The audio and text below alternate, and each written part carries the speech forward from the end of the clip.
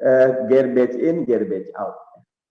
Ketika sampah yang masuk, sampah pula yang keluar. Ketika politik kita masih punya 4 penyakit.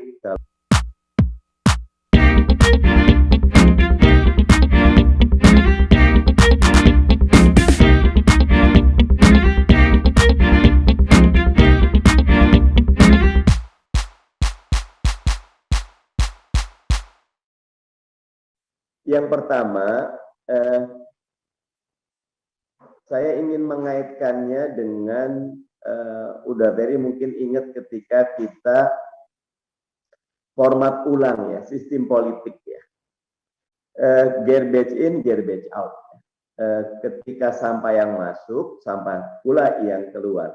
Ketika politik kita masih punya 4 penyakit, kalau menurut Ustadz Muhammad Soebul Iman ya, high cost politik yang mahal, oligarki trap, karena itu terjebak kepada perangkap para pemilik modal. Nanti ada interlocking, akhirnya tahu sama tahu, terakhir involutif, muter aja di antara elit, tidak ada. Salah satunya adalah contoh paling gamblang, undang-undang cipta kerja ini. Sebenarnya kalau diurut ada lagi, baik undang-undang Minerba dan undang-undang revisi KPK. Itu kelihatan produk dari sistem politik yang perlu kita benahi. Karena itu selalu saya berdoa siapapun pemimpinnya sekarang ataupun akan datang perlu benar-benar memperbaiki format dan sistem politik nasional kita. Nanti kalau di Zoom lagi, udah very, kalau di kami Komisi 2, Teledia, 7 atau 8 tuh undang-undang paket politik yang harus kita rapikan. Bukan cuma undang-undang pemilu, undang-undang pilkada, tapi undang-undang pemerintahan daerah, ada undang-undang desa, ada undang MD3, yang utama undang-undang partai politik nih, udah sama undang-undang yang lagi dibahas, kemarin PKS menolak tuh, nanti Bu Ledia bisa jelasin juga. Undang-undang perimbangan keuangan pusat dan daerah.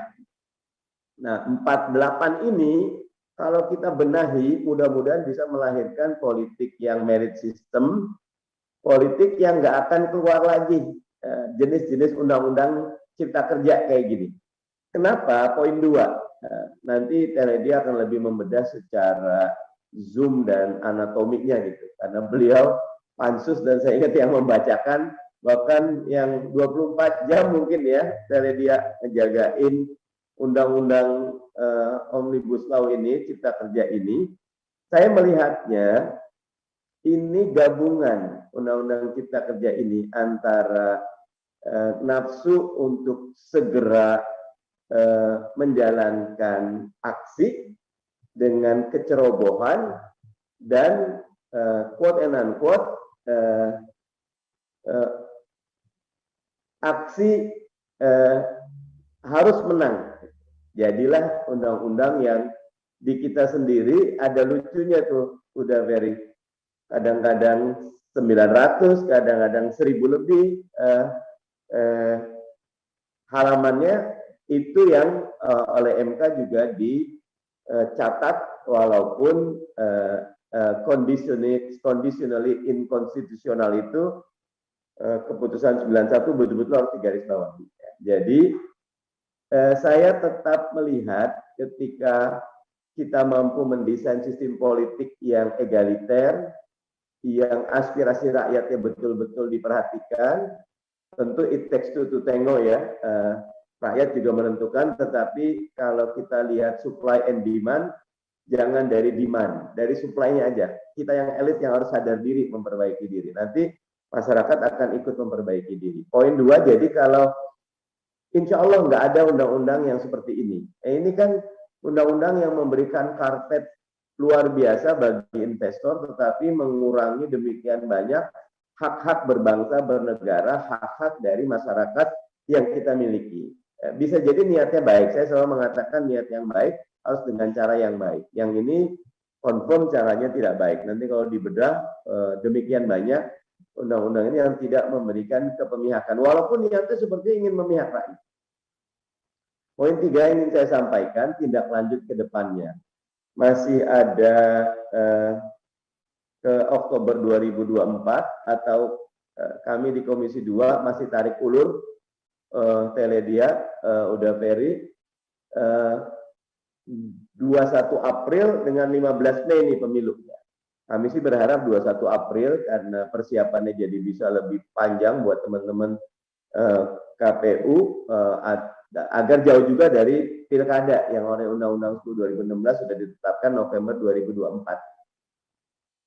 Dengan ketidakjelasan ini kita masih punya waktu katakan 2 tahun efektif untuk menjaga agar DPR dan pemerintah, saya di DPR, Teledia di DPR, kita akan tetap coba jaga, tetapi ada satu hukum baru yang sekarang ini berkembang, hukum sentimen publik ya.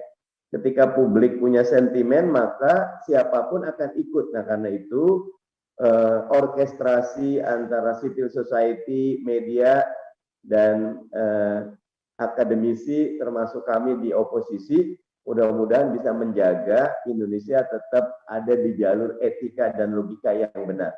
Kalau 3 hal ini ada, saya yakin 2 tahun ke depan kita bisa lebih produktif, walaupun kalau ada Bung RG akan selalu pesimis yang kritis gitu loh. Nah, kalau saya tetap ingin melihat ada banyak yang bisa kita kerjakan 2 tahun ke depan untuk menjaga agar bangsa ini tetap ada di jalur etika dan logika yang benar.